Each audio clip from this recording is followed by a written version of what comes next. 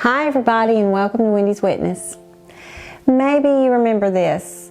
Here's your sign.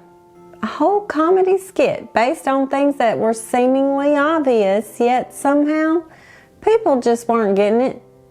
This seems to be the human condition on a large scale. How else would Bill Engvall build a whole career around it? I know God has a sense of humor, and from time to time He probably says, here's your sign. Well, keep watching today. After all, you clicked on this video, so you must be looking for a sign.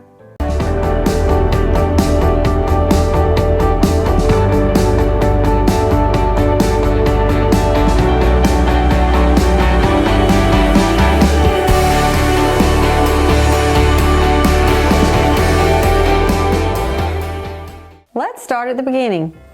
Go way back to the first mention of a sign. Genesis chapter 1, verse 14.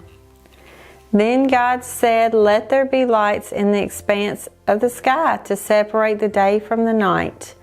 They will serve as signs for seasons and for days and for years."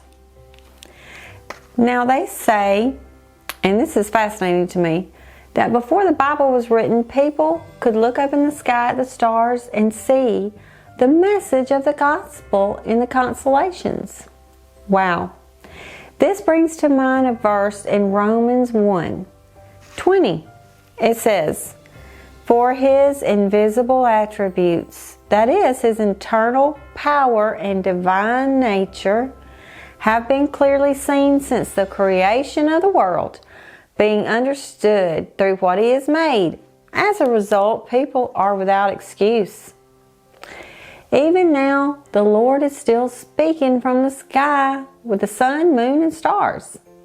And as our redemption draws near, we should be looking up. There's your sign. Back in the day, the Gospel of John records many signs Jesus gave the Jews. Seeing was believing for many of the crowds.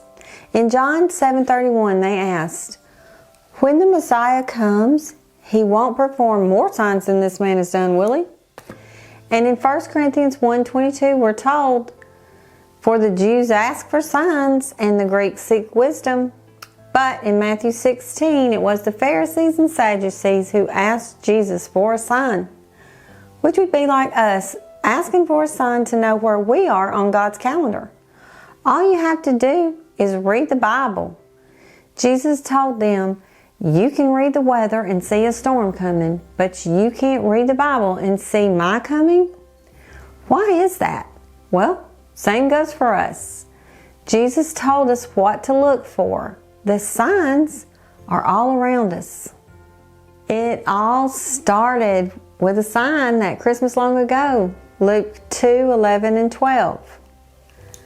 "Today in the city of David a Savior was born for you, who is the Messiah, the Lord. This will be the sign for you. You will find a baby wrapped tightly in cloth and lying in a manger." The shepherds hurried off and found the baby just as they were told. Jesus was found wrapped tightly by a cloth at His birth. However, when Mary Magdalene arrived at His tomb at His death, He was no longer wrapped in cloths. The tomb was empty. We're told in John 20, Mary's joined by Peter and John, and they both see the linen cloths lying there. No body. Verse 7, "The wrapping that had been on His head was not lying with the linen cloth, but was folded up in a separate place by itself." Again, here's your sign. The Lord has risen and He's coming back. I like to read funny church signs, and these are some of my favorites. "Don't give up. Moses was once a basket case." "God recycles. He made you from dust." "If God's your co-pilot, switch seats." "Looking for the perfect gift? Find Him here." "Jesus said, I'll be back," way before Arnold did. The message is clear. It's right here in black and white. And if you haven't been reading it lately, well, here's your sign. God bless you. Thank you so much for watching. Have a Merry Christmas, and remember, we are all witnesses.